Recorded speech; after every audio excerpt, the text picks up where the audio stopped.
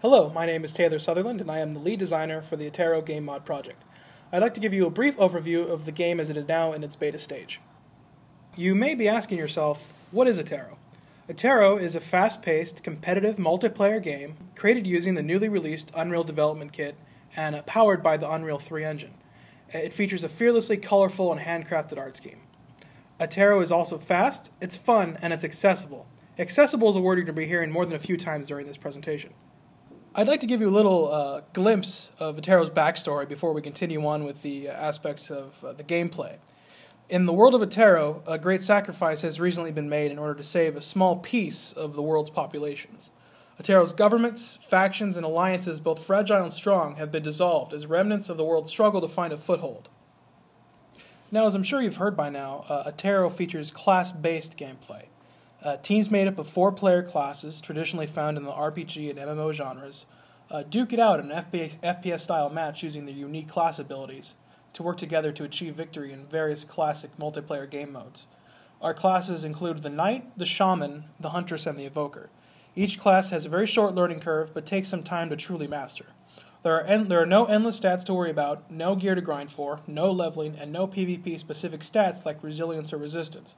It's all PvP here.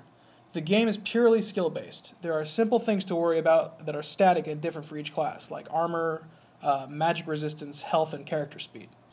Ideally, you'll want to play as a team in Attero.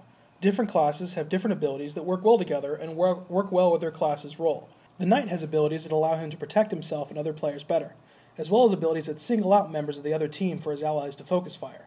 He also has a very powerful shield that he can use when he crouches so that he can get close to enemy players using a ranged class. The Shaman is our healing class. His abilities revolve around healing himself and others. He also has a very nice selection of utility-based abilities that allow him to support his team better. All his heals are radius-based and has a brief stun. The Huntress is our long-range striker archetype. She is faster than any other class, and most of her abilities deal with doing direct damage to her opponents. A dynamic aspect of her crossbow is when she is zoomed in, she does more damage with each shot but has a slower fire rate, and when she is zoomed out, she does less damage with each shot but has a faster fire rate. The Evoker is our controller archetype class. As you can see from the stats provided, she is very powerful but can only take a few hits before going down. She only has one real damage dealing ability, but it's dynamically functioning. If you charge the attack, you can deal more damage and do it into a bigger radius. She can also confuse or debilitate her enemies with her other attacks. I'd like to take the time to give you some developer notes now. J.D. Sorintz, the art director for Attero, and I started visualization and pre-production for the game back in midsummer of 2009.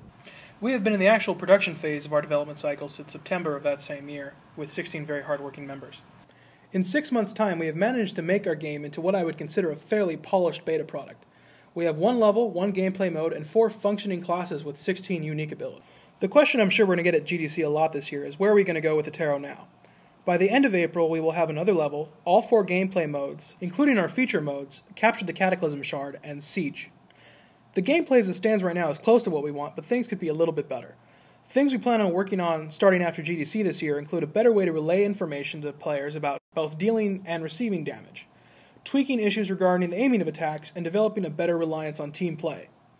While many fantasy RPG and MMO titles have included objective-based competitive multiplayer gameplay modes as part of the feature set like Capture the Flag or Arena in World of Warcraft, Attero makes that aspect of gameplay its sole focus.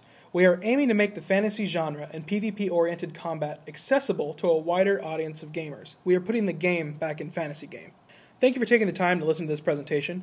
If you'd like to know more about the game or the development team, you can go to www.projectattero.com or email jd@projectattero.com or taylor@projectattero.com.